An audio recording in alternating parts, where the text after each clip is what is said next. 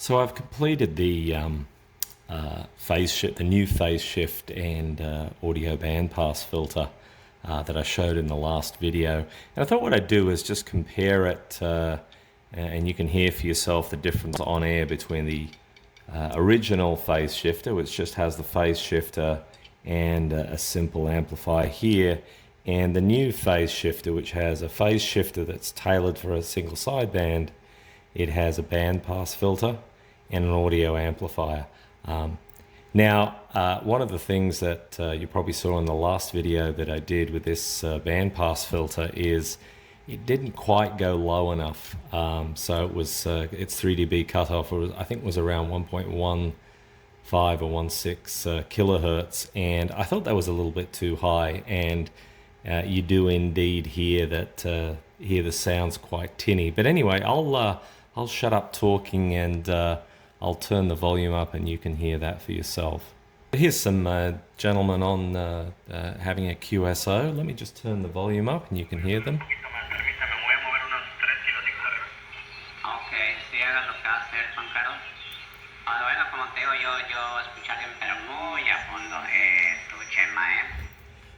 So that's with the new phase shifter and bandpass filter. Let me switch it over to the old phase shifter and you'll be able to hear a significant difference. Actually, a significant difference. The old one's actually better. so anyway, let me turn this up so you can hear those gentlemen again.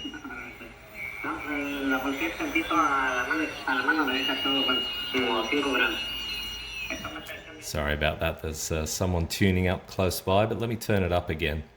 Okay, sí, ahí déjala, Chema, ahí déjala como está ahorita jalando, para que te mire muy fuerte, muy bien, felicitación, ahí déjala como está, no le mueve. So let me switch back again, so bear with me, I've got to just switch this around to the new filter.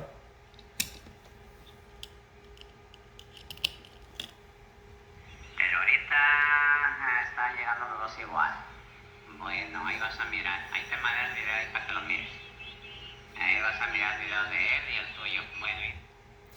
And so what you can hear is the sounds obviously on the new filter a lot tinnier sounding, and also it's attenuated to quite a great degree. So anyway, that's just the first test. What I think I'll do with this bandpass filter here is I'll go back into the filter wizard and I'll pull down the low end, so I've got more low end there, and then we'll get it back on the air and see what's what.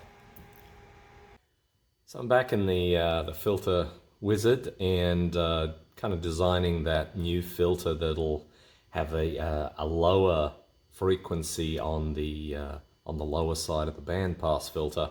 So here's the original one here, and you can see from here it's the 3 dB down point is from 1K to about 3 kilohertz. And then this is the redesigned filter, and the 3 dB point here is 500 hertz, and the upper end is just a little bit above 3 kilohertz. Another difference in these filters is, sorry about that.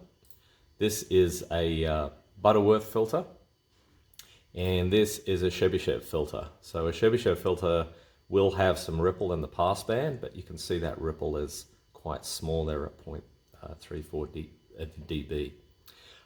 So that's what I'm going to build up. Just moving on to the circuit itself and the differences.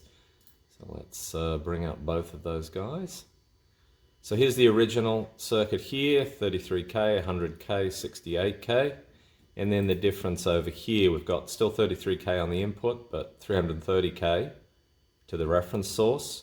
These two caps are both the same. This is still 100K. And then in the second stage of the filter, instead of 68K, we've got 47K and 470K. These two caps here are both 3.3 nanofarad instead of 1.5 nanofarad. And then this resistor here is the same. So what I'll do is I'll build that up. I actually have graphed the previous one just with a few data points you can see here. And this was just running my signal generator through here. So this is the rough shape of the current filter. I'll redo this with the same data points after I've installed the new components, and we'll see what we'll see. Okay, so just a quick update. I reflowed those components so that the changed filter is now installed. I graphed the old and the new, and basically this is a plot of frequency versus v squared, log of v squared. So here's the original filter here, and you can see, so the fall off really starts around about here. This is all very rough, of course, but so here's the original filter and here's the new filter. You can see that the actual the band pass has been shifted to the left there, so getting more of the lower frequency signals and hopefully less of the higher frequency signals. And one of the things I did notice about this is the new filter seems to be attenuating the signal more than the previous filter had done. So, and that's across all the frequencies. So that's kind of interesting. Next step's obviously to get it on the air and to listen to the results. Going on with it. I've got another AM that I can put up there. I've been trying to debate whether So this is the latest incarnation of the radio. I've still got the original phase shifter right here, and then this is a. Let me just move that into the view a little bit better. So this is a phase shifter plus an 8-pole Cheby filter, and as you can hear from the signal, excuse me, I still haven't got it right. It still sounds a bit tinny. The actual spec of the filter. Let me just pan up to the monitor here. I've actually got it on the monitor here. So there's the filter itself. As you can see, the low end is around about 3 dB is a little over 600 hertz here. I really do need to move that down to just around about 300. But I think for the moment that will conclude my playing around with the receiver side of the radio. What I'm going to move on to next is a phasing SSB transmitter portion. Now this is something I haven't built up myself before. I have built up radios that had phasing single sideband transmit portions. It is a little bit complicated. What the kind of general strategy is it's the receiver in reverse. So you start with the audio signal, you then basically split that audio signal into quadrature, and then you push it through the modulator that we've the FST 3253 modulator that we've covered earlier. So that's going to be a bit of fun. I've got a few circuits from QST that I'm going to look at. I also have the Ensemble RXTX radio to use as a sort of a template for experimentation, and that'll be coming up in the next series of videos.